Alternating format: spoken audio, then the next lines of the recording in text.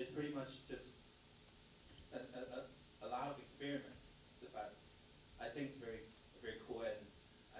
And we actually find a competitor yesterday, so I think this idea could be work. So the first thing I'm going to do in this slide is to demo.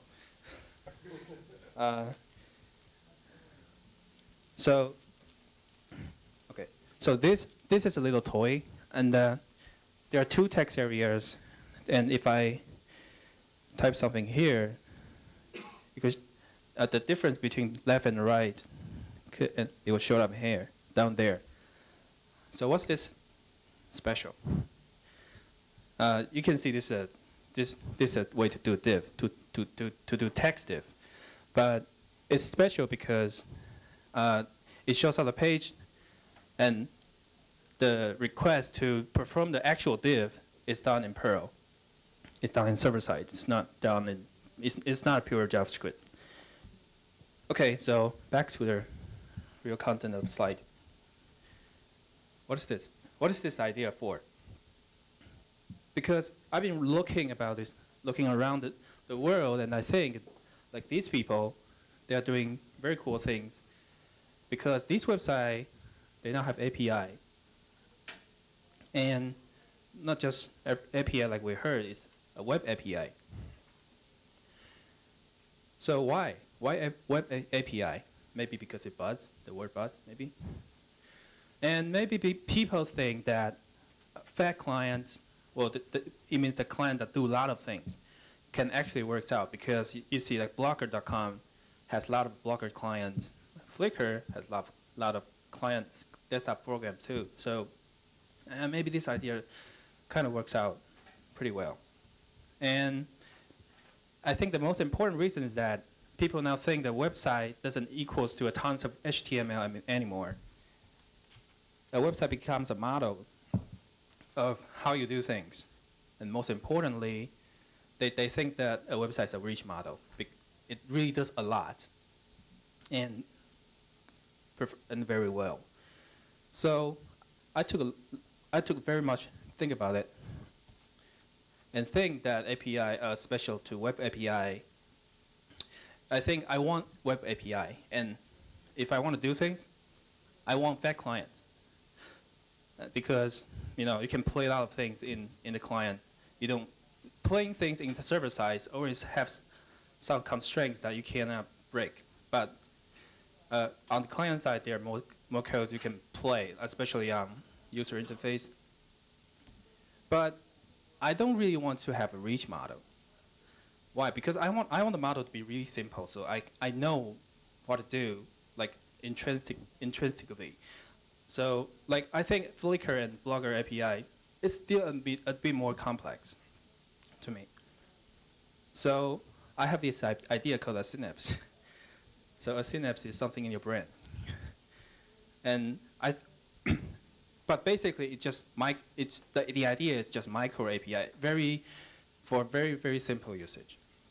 So let's back in history. What do we have for API? So, oops, let's not talk about that. I would like to say, I looked over and think that REST. I like REST because it's so simple, and it fits in the HTTP protocol so nicely, and it doesn't create a lot of garbage to read. Okay, so but if we want to use API to provide web services, I think sometimes it's too much. Like to provide services, you have to stick on. You need to have a very clear spec for, and you can probably never change it. But sometimes, like this guy, they use API for everything. Why? Because people say that Flickr.com is the biggest consumer of its own web API. So although there are a lot of desktop programs to like upload pictures and to see some other people's pictures on Flickr, but Flickr.com, the website itself is actually using its own API. So for Flickr, it's a very good application model. Why? Because they just define the API, and their website use it, and other desktop client use it too. So they don't program twice, once for the website and the other for the API. No, they just design it pretty good. So basically, I think the idea is that they turn old HTTP server client architecture to use just API, to use web API. So even that it's showing in the browser, you're using your browser, it's like an API client, not rather than a web client. So, but that of course needs tons of JavaScript in your page. So, okay, back to the model. So what if what's a model for a file? On most of the Unix system, you can do these things to a file. So you can read it, write it, read content, rename it or delete it. So, but I think we can use REST to do similar things. So like to read a file is actually to perform a GET request to a file. And to change the content or rename it is similar to put new things into the file, or post is really general when you want to perform different kinds of actions. And delete request is, of course, delete the file. And this in fact is finished as a Jifty plugin. and there's a small Rails hack to hack around these two files to perform the same purpose. So I have a Jiffy model that let me write these kind of JavaScript code. So I can say create a new file. It's really a file object, and then open the file, and print the file means print its content into the file and close it. And this actually updates some file on the server side. Well, no, or as easy as like that. Just read the whole file. But no, that's not a real file. It's something in Java. It is something in the database. And the schema is like this simple. It has two columns, just the name and the content. And the magic behind this is you have to install Jifty REST plugin. And this plugin provides enough functionality so I can map the request to change or replace the file to a REST request. Yeah, that's pretty easy. So, and there's another thing in REST called action. So an action is like you generally want to do something to the server. And like the way I just demoed the diff action. The diff action, usually what you do is like this. On Unix, there's a diff command, and give it two files, and it shows what's the difference between these two files. But we can also do in the REST request. So like this, there's a special URL to do this diff command, and you can give it you can post it with a JSON content with two keys that represent two different files. You see what I'm doing here? Okay. So basically, you're just posting two files from the client to the server, and let server do the diff. And the server code is as simple as like this. So and this is beautiful because you don't have to care about all those HTML output on the server side. You write no HTML at all. You just convert it to JSON and let JavaScript do the rest. Yes, and it's done as a Jifty plugin. Yeah, you have to just edit in the configuration file, and we also do it as a Catalyst plugin, and it's as a proof of concept that it totally works out. And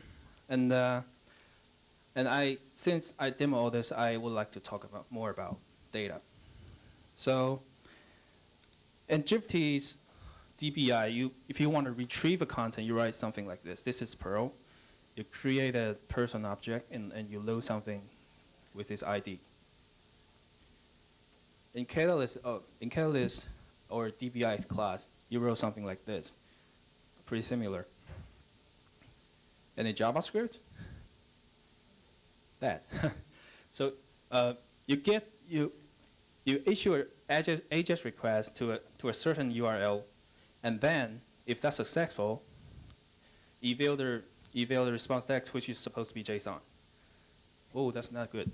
That's a little bit too more complex. But I like this syntax. This is Ruby. I like this syntax very much. However, it's also valid JavaScript. Can you see that? So why don't we have that in JavaScript? It's beautiful. So we have it.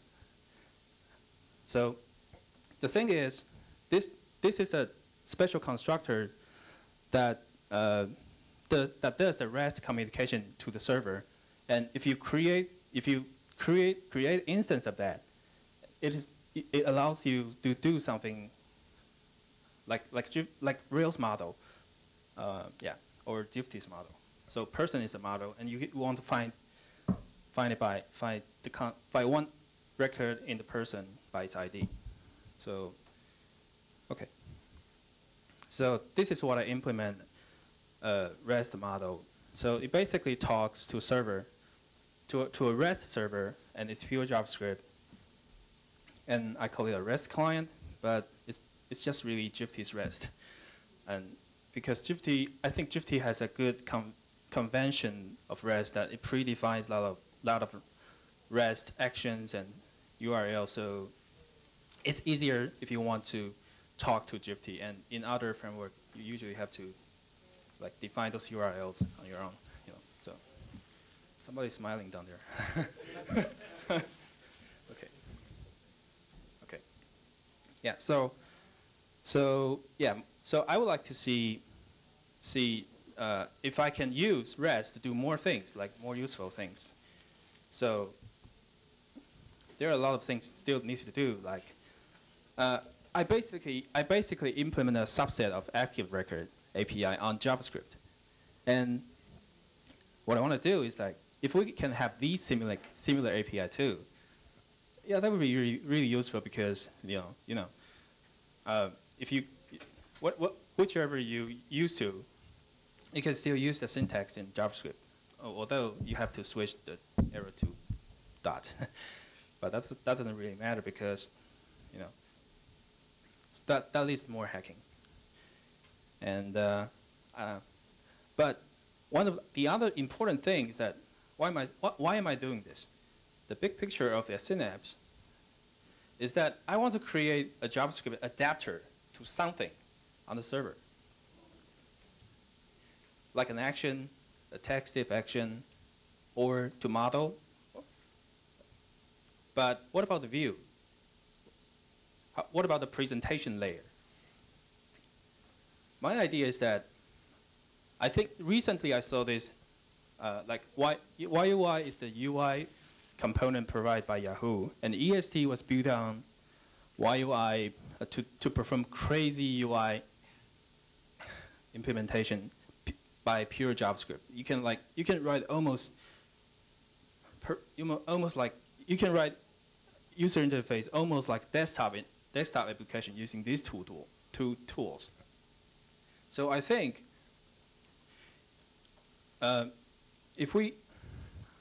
we can make use of these plus the REST idea to do a very great thing, or we can use Flash or Zool as our view, as our presentation. And also, if we simply want to do desktop application, we can use Cocoa. Cocoa is the one you need to build Apple application, or you use Visual Basic. Okay, Visual Basic to do Windows. And we can have a REST enhanced desktop application. Okay, it means that it looks like a simple desktop application, but the actual thing is done on the server side. So we have a little hack a few days ago using Interface Builder. Interface Builder creates an interface description file called nib. And we actually convert nib to something, to HTML. and it's done. Or it's almost done. So we also can convert it to Zool, or to generate YUI style UI HTML, or we can just convert to JSON and let people make use of this JSON. So the basic idea is, like nib was only for client side, and if we can convert it to an intermediate format, then we can use current toolkit to build a web UI.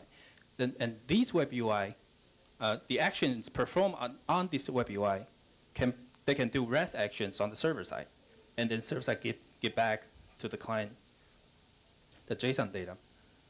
So this is how everything flows. So now there are tons of JavaScript, but it's all generated. So I would like to show, like, this window is a thing that I craft with Interface Builder. And you see, I just have a few bunch of text fields and buttons here. And we convert it to something like this. It looks ugly, but the point here is it looks exactly the same. So we need some to run to it we need to get around to it to do everything. And I think using a desktop tool to build a web UI is an excellent idea, and it can help us to maybe we don't have to write template anymore. So, oh yeah, but there's one more thing. But it's pure JavaScript. Okay, thank you, everybody.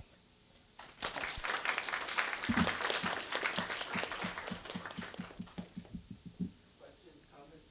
Lucas, more over or we must all think of that. No? Okay. Yes. Anybody?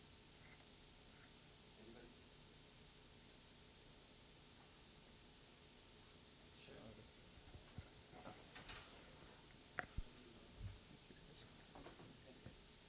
So something that I've been kind of excited about recently is Gemplate, because Template Toolkit is kind of slow, and I can push the template rendering off to the client, just send them some JSON, which is really fast to generate. But one of the things that I can't do is call back into my application. So I think that with this, and with your Catalyst plugin, I think what we can do is we can make the Catalyst object exist on the client side, and then we can just call methods like URI for and all that good stuff. So we can totally get rid of template on the server side and save some servers. Oh, yeah, do right. you have anything like that in mind? I think what I can think of is that we have a specialized catalyst view, and that predefines the method that usually be in view, like URL for or link to something. Yep. So so yeah, I think this totally fits the scenario that we want a fact line, a view representation layer that has a robot that has pretty much any ability to talk to the server and know a bit of service logic, So yeah, I think that totally fits.